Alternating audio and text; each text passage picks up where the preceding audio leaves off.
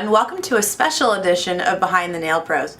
We're here with our Nail Pro Cup for 2009 champion, Lynn Lammers. Welcome. Thank you. She not only won the Nail Pro Cup, but she also did the cover for our January issue. We wanted to really showcase, for the first time on a Nail Pro cover, competition-style nails, and who better to do that than Lynn? Thank you. Let's start talking about the pink and white hand. How did you begin? In Nail Pro competitions, we are required to include moons at the base of the nail for a sculpture nail competition. So that's where I started, with the moon, and then applied the form and moved on to the extension. You use a different color for the moon than the rest of the nail. Yes, there's a special moon colored powder that we use to sculpt the moons with. Huh. Slightly lighter than the white.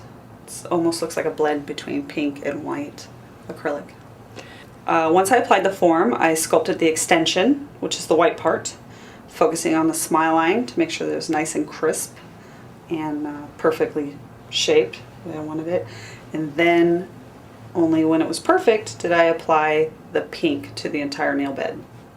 Do you have any tips for applying the white extension to keep it really thin and to keep the smile line crisp? Because this is not the regular salon style extension. The biggest help would be to learn proper product ratio and product control so that you have time to work the product.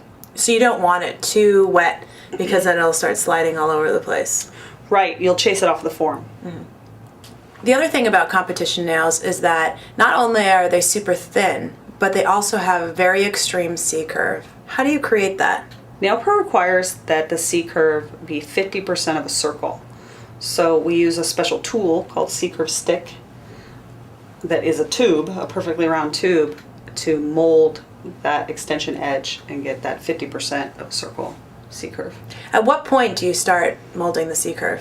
As soon as the nail is set enough to remove the form, then I start to mold the C-curve. I noticed you were holding the C-curve a little bit longer than I've seen, in regular salon nails.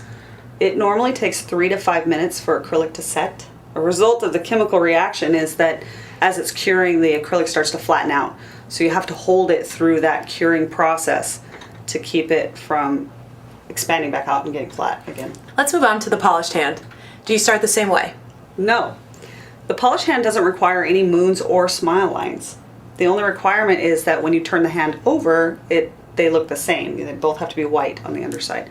So I just go straight into applying the form and sculpting the extension edge without regard to the smile line. I just try to make sure that the nail is the same thickness as the pink and white hand.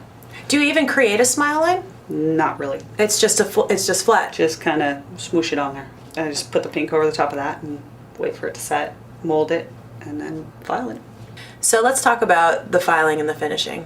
Are there techniques to getting a good shape for the nail?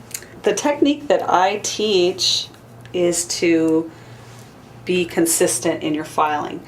To start filing the far extension edge, the distal edge first, across all 10 nails, and then you file the right side wall across all 10 nails, and then the left side wall across all 10 nails, cuticle area across all 10 nails.